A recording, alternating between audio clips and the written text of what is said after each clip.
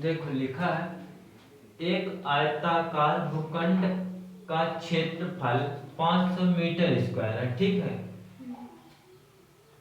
क्षेत्र की लंबाई क्या लिखा था? क्षेत्र की लंबाई मीटरों में चौड़ाई के दुगुनी से एक अधिक है। हमें भूखंड की लंबाई व चौड़ाई ज्ञात कीजिए, ठीक है। भूखंड में वो कम की बिंदी नहीं चल रहा है। माना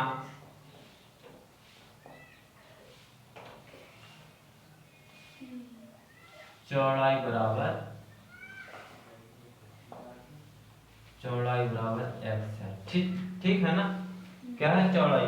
ये मान के चलो क्या है, एक भूखंड है, ये भूखंड है। ये भूखंड को हमने क्या मान लिया? x मान लिया, जो कि चौड़ाई होता है। ये क्या होता है? चौड़ाई, ठीक है ना। अब देखो क्या बोला है कि लंबाई मीटरों में चौड़ाई के दुगुना है। ये चौड़ाई हो गई। अब ये का बचन ये बचा क्या? लंबाई। अब लंबाई को क्या बोल रहा है कि जो चौड़ाई है तुम चौड़ाई के दुगुना है, और दुगुना से एक अधिक है। मतलब यदि चौड़ाई x है तो लंबाई क्या होगी? 2x होगी। और क्या बोल रहा है? दुगुनी से एक अधिक है ना, ये अधिक है तो प्लस का एक, तो इसका चौड़ाई क्या निकल के आ जाएगा? 2x + 1। चौड़ाई बराबर लंबाई बराबर 2x + 1। 2x + 1। ऐसा क्यों? समझ में आया क्यों? क्योंकि मान के चलिए एक भूखंड है, इसका कितना है? 528 मीटर स्क्वायर, ये इसका क्षेत्रफल है, ठीक है। अब इसका ये क्षेत्रफल है, प्रश्न बोल रहा है कि एक आयताकार भूखंड का क्षेत्रफल 528 मीटर स्क्वायर है। क्षेत्र की लंबाई मीटरों में चौड़ाई के दुगनी है। अब हमने चौड़ाई मान रखा है क्या? x। मान के चलो x मीटर का है, ठीक है। अब इसके बाद में जब x मीटर है तो क्या होगा? x मीटर है क्या? चौड़ाई। अब ये लंबाई क्या बोल रहा है? लंबाई के लिए बोल रहा है कि चौड़ाई के दुगुनी है, तो चौड़ाई जब फिर x है तो मतलब 2x होगा। चौड़ाई लंबाई क्या होगी? 2x। दुगुनी से एक अधिक है, मतलब एक ज्यादा है, ठीक है। तो ये चौड़ाई मान लिया। अब कुल क्षेत्रफल क्या बता रहा है?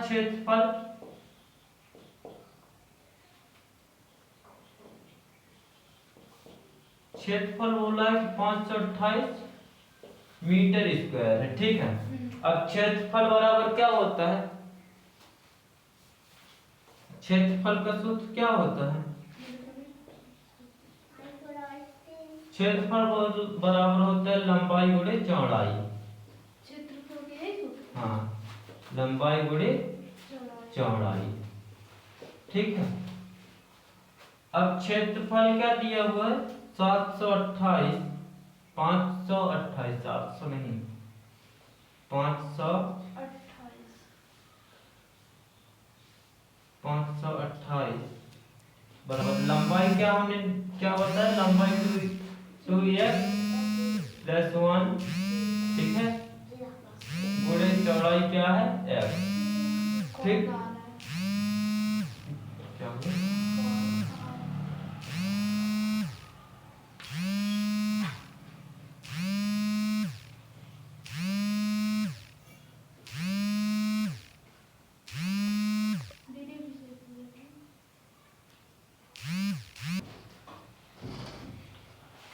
यहाँ तक हो जाएगा। अब इसके बाद में इसका गुणा कर दो अंदर।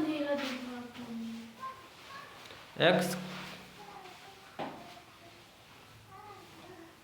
अब इसका x में अंदर गुणा कर दो x का, तो क्या हो जाएगा? 2x², ठीक है, प्लस x। ये क्या हो जाएगा? 528। अब इसको पक्षांतर कर दो। ये कैंसिल करके 528 बराबर ये क्षेत्रफल है, ठीक है। ये x के अंदर गुणा हुआ तो x की पावर पर 1 है, x की पावर 1 है, गुणा होने पर x की पावर मतलब जो पावर होते हैं वो सदा जुड़ जाते हैं, जुड़ती है घटती है, तो 2x² और 1 के साथ गुणा करेंगे तो x² बस। इसके बाद में 2x² प्लस x माइनस पक्षांतर कर रहा हूँ, ठीक है, 528 बराबर 0। यही था द्विघात समीकरण, बस यही तो बोला था कि द्विघात समीकरण बना दो। दूसरा में यही तो बोल रहा है कि निम्न सब स्थितियों को द्विघात समीकरण के रूप पर निरूपित कीजिए, ठीक है।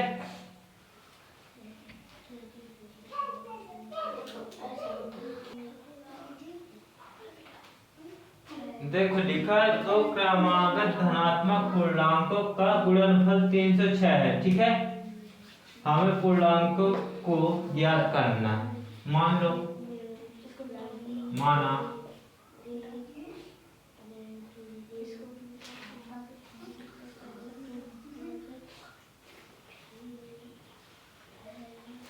माना प्रथम संख्या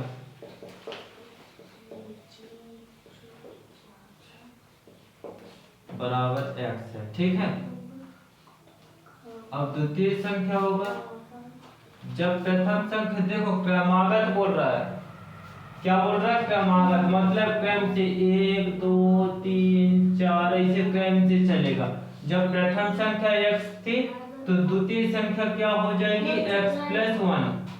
इसका भी x+1 हाँ, क्योंकि द्वितीय संख्या क्रमागत संख्या बोला है ना, पहला संख्या तो हमने x माना तो दूसरी संख्या x+1 होगी क्योंकि क्रम के साथ हो। फिर यदि तीसरी संख्या होती तो x+2 होता, ठीक है। तो ये अब इनका गुणनफल कितना दिया है, 306, तो गुणनफल बराबर क्या होगा, गुणनफल बराबर क्या होगा,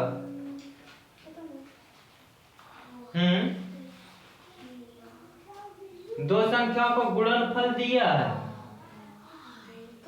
गुणनफल का मतलब ये हुआ कि ये दोनों संख्याओं का गुणा।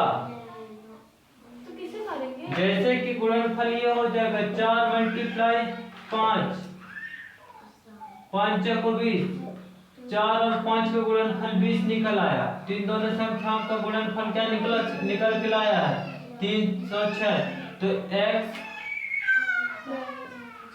और x1 बराबर क्या हो जाएगा, 306। अब क्यों, क्योंकि ये दोनों संख्याओं का गुणनफल है, या फिर हम लिख सकते हैं दोनों संख्याओं बराबर गुणनफल, ठीक है।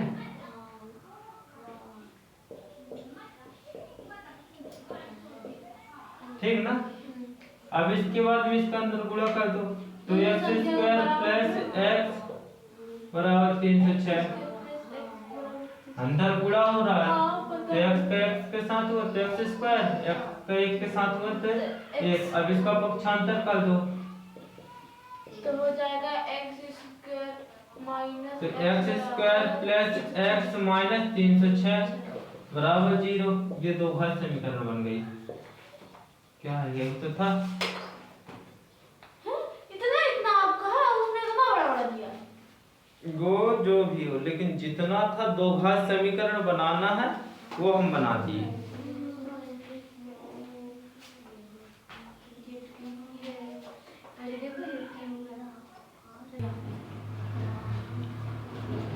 देखो लिखा, रोहन की माँ उससे 26 वर्ष बड़ी है। रोहन की माँ उससे 26 वर्ष बड़ी है। उसकी आयु का गुणनफल अब 3 वर्ष के पश्चात उनकी आयु से, रोहन की माँ उससे 26 वर्ष बड़ी है, उनकी आयु का गुणनफल अब 3 वर्ष से पश्चात 360 हो जाएगी। तो रोहन की वर्तमान आयु क्या होगी, ठीक है ना। देखो सिर्फ समीकरण हमको बनाना है, रोहन की आयु ज्ञात नहीं करना है, ठीक है। द्विघात समीकरण बना के छोड़ देना है। तो मान लो, माना क्या मान सकते हो, कुछ बता सकते हो? माना कि रोहन की माँ की आयु x होगी, ऐसे तो होगा। माना रोहन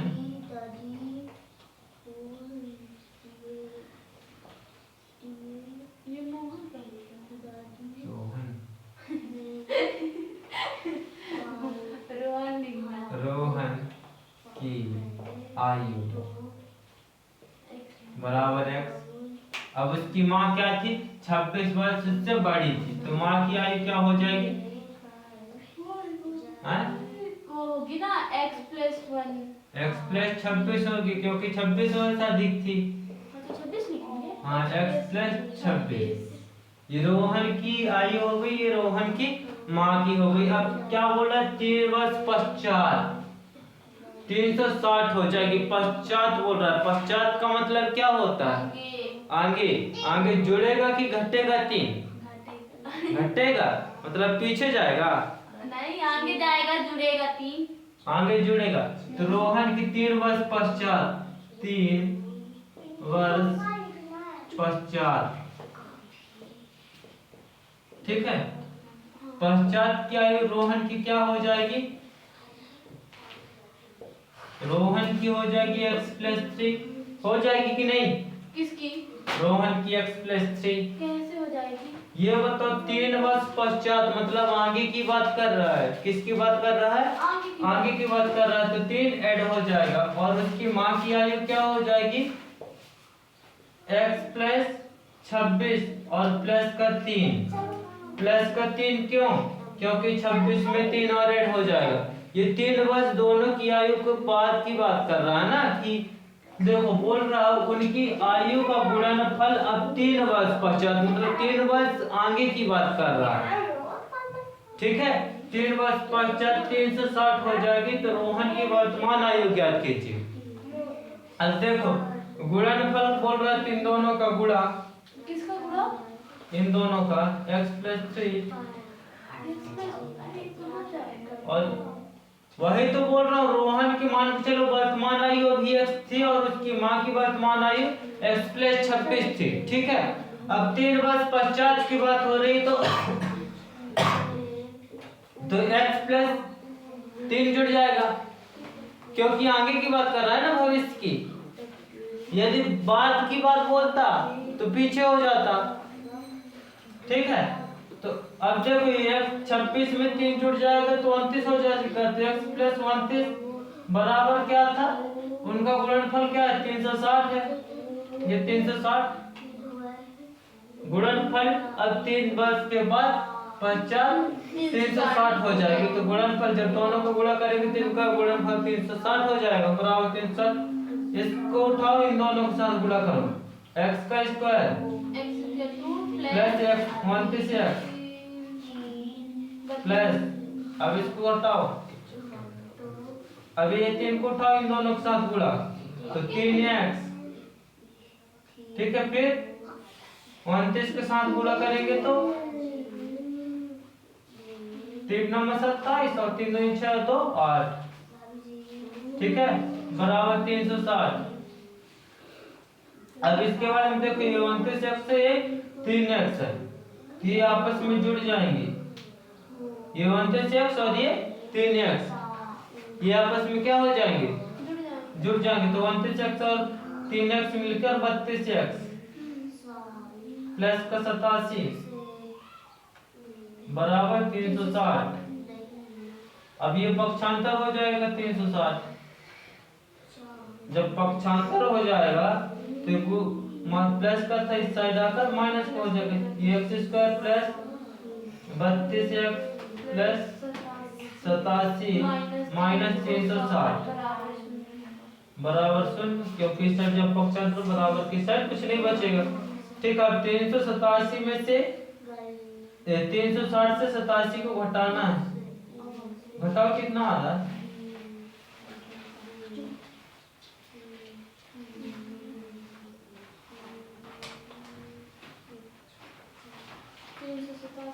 देखो माइनस का 360 से प्लस का 87 घटाना है, ठीक है।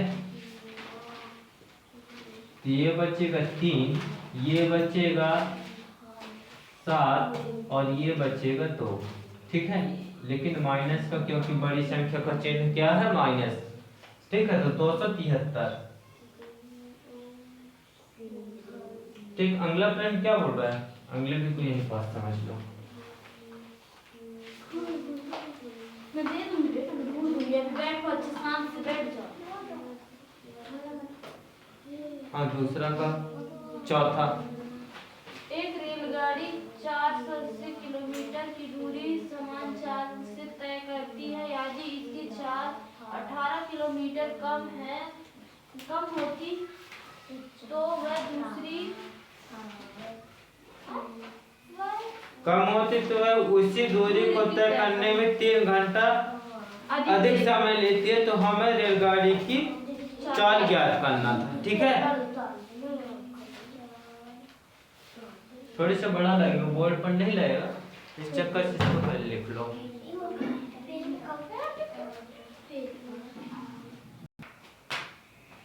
देखो लिखा कि एक रेलगाड़ी, सबकी यहाँ ध्यान दे लो, एक रेलगाड़ी 480 किलोमीटर प्रति घंटा दूरी समान चाल से तय करती है। समान चाल का मतलब ये हुआ एक समान चाल से, यदि 80 किलोमीटर प्रति घंटे की स्पीड से चल रही है तो 80 किलोमीटर प्रति घंटे की स्पीड से चलती होगी, ठीक है ना। यदि इसकी चाल 8 किलोमीटर प्रति घंटा कम होती तो वह उसी दूरी को तय करने पर 3 घंटा अधिक समय लेती। तो रेलगाड़ी की चाल ज्ञात करना था, ठीक है ना। सिर्फ हमको समीकरण बनाना है, ठीक है। क्या कर सकते हो, माना रेलगाड़ी की चाल एक समान चाल, माना रेलगाड़ी समझाए तो समझ नहीं आएंगे वाला की वजह से कि एक समान चाल बराबर x किलोमीटर प्रति घंटा, ठीक है।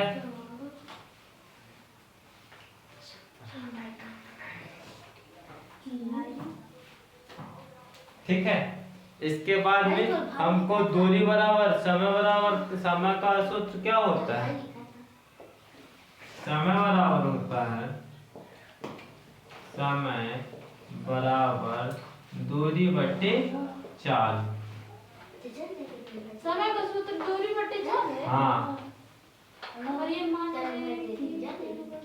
एक समान की चली गई चाल को हमने सिर्फ x मान लिया, ठीक है।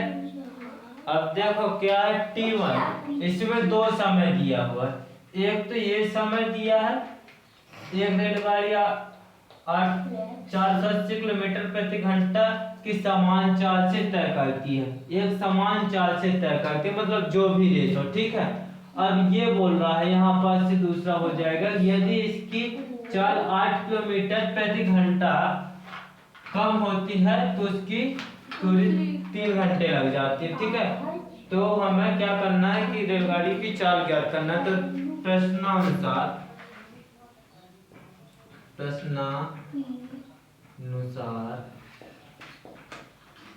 टाइम ऑन, ठीक है। दूरी हमने क्या माना, दूरी क्या है 480 किलोमीटर, ठीक है।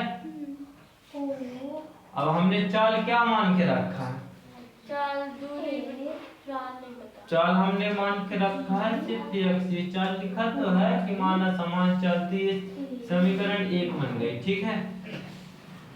समीकरण 1 बन गई। अब टाइम दूसरा टाइम बोला है, तो दूसरा टाइम में क्या बोला है कि इसी 480 किलोमीटर को तय करने पर यदि उसकी चाल पर क्या घटा दिया जाए, 8 किलोमीटर प्रति घंटा के हिसाब से घटा दिया जाए तो 3 घंटे अधिक समय लेती है। तो मतलब 480 माइनस का x माइनस 8, ये समीकरण दूसरी हो जाएगी।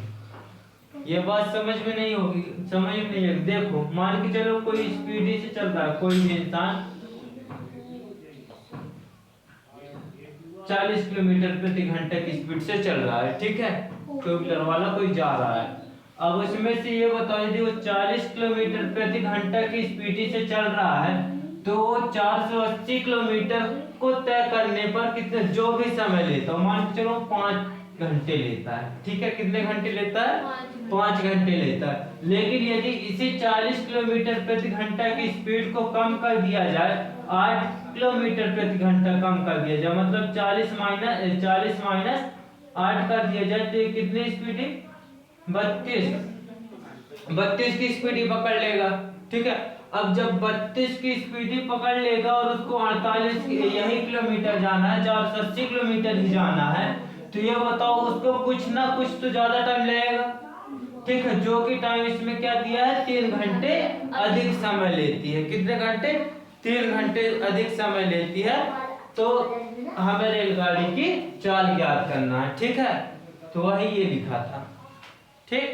अब इसके बाद में रेलगाड़ी की चाल ज्ञात करना। अब इसमें से देखो समीकरण 1 और समीकरण 2 तो हमने बना लिया, लेकिन अब इसमें से कुछ घटेगा। क्या घटेगा कि आखिर इन चालों का क्या था? जो ज्यादा टाइम लेती है वो कितना लेती है, ये घटेगा। तो घटेगा क्या? T2 से। अच्छा, इसमें ज्यादा टाइम ली होगी कि इसमें ज्यादा टाइम ली होगी? इस वाले समीकरण में ज्यादा टाइम ली होगी कि इस वाले समीकरण में? हाँ, किसमें? T2 में, ठीक है। हाँ, क्योंकि ज्यादा टाइम तो इसी में लिया है, तो T2 माइनस T1 होगा और बराबर 3 घंटे, क्योंकि 3 घंटे का डिस्टर्ब था, ठीक है। तो T2 माइनस T1 बराबर क्या था? 3 घंटा। T2 का मान T2 में रख दो, T1 का मान T1 में रख दो, तो T2 क्या? 480 बटे x माइनस 8, ये माइनस का माइनस, T1 क्या है? 480 बटे x बराबर 3, क्योंकि 3 घंटे का क्या ले रहा था? अधिक समय, ठीक है। अब इसको क्या ले लो? लघुत्तम ले लो। लघुत्तम आ जाएगा इसमें क्या? x माइनस 8, ठीक है, और x माइनस x से कटेगा, x माइनस 8 से x माइनस 8 कटेगा तो सिर्फ बचेगा क्या? x बचेगा। x का ऊपर गुणा होगा तो आ जाएगा 480x, ये माइनस का माइनस। अब ये x से ये x कट जाएगा तो 480 में इसका गुणा हो जाएगा, ठीक है। ये आ जाएगा 480 गुणित x माइनस 8, ठीक है, बराबर 3 घंटे, ठीक। यहाँ तक बात समझ में आई। अब इसके बाद में ये 480 अंदर गुणा कर देगा। जब अंदर गुणा कर देगा, इसको मिटा दो। अभी क्या बच्चा? 480 x माइनस, देखो ये x इसके साथ गुणा करेगा तो 480 में x आ जाएगा, 480x, ठीक है। और ये 400 माइनस प्लस का, प्लस और माइनस के यहाँ देख लो, ये प्लस है, ये माइनस का है, ये भी माइनस का, माइनस और माइनस का गुणा होगा तो आ जाएगा प्लस, ठीक है ना। तो ये 480 गुणे 8, ठीक है। बट्टे में क्या आ गया? बट्टे पे क्या आ गया? माइनस x माइनस 8 और x, ठीक। अब और देख लो इसको, 880x माइनस 480x, ये प्लस का है, ये माइनस का, ये दोनों आपस में कट जाएंगे और प्लस इसका अंदर गुणा हो जाएगा तो ये क्या बन जाएगा? 4 और 8 चौको 32, 32 6 38, ठीक है। अपान इसका अंदर गुणा हो जाएगा तो एक्स स्क्वायर माइनस का 8 है, ठीक। यहाँ तक बात समझ में आई कि ये कैसे कट जाएंगे, हैं? क्योंकि ये प्लस का था और ये माइनस का था, ठीक है। अब इसके बाद में क्या होगा? बराबर यहाँ 3 थे, 3 नहीं लिखा, बराबर 3 बराबर 3, ठीक है। अब ये बचा क्या? सूरज, 64 की 4 हाथे 6 और 8 चौको 32, 32 6 38, ठीक है। गुणा सही है ना? तो क्या है 3840 अपान x का स्क्वायर माइनस 8x बराबर 3। ठीक है, अब देखो इस 3 को इस साइड पक्षांतर कर दो। यहाँ ध्यान दे लो, इस 3 को इस साइड पक्षांतर कर दो। ठीक है, इस 3 को इस साइड पक्षांतर कर दो, या कि फिर एक काम करो कि ये बटे से हटाओ गोड़े पे ले जाओ, ये बटे से हटाओ गोड़े पे ले जाओ। ठीक है, बटे से हटाओ, क्या हुआ, बटे से हटाकर गुणे पे ले जाओ, या कि फिर इस 3 को इस साइड पक्षांतर कर दो। क्या कर दे, बटे से हटा के गुणे पे कर लो, फिर बटे से हटा गुणे पे, चलो ठीक है। तो ये यहाँ बचेगा क्या, इसको थोड़ी सी घुमा के लिख देना ना, 3 गुणे x का स्क्वायर प्लस माइनस 8x बराबर 3840। ठीक है, ठीक, अंदर गुणा कर देगा तो ये आ जाएगा 3x का स्क्वायर माइनस का 8 का 24x बराबर 3840। ठीक है, पक्षांतर कर देंगे, जब पक्षांतर कर देंगे 3x का स्क्वायर माइनस 24x और माइनस का 3840 बराबर 0। ये तो क्वेश्चन कर लोगे बस, यही चीज में कुछ नहीं। ठीक है।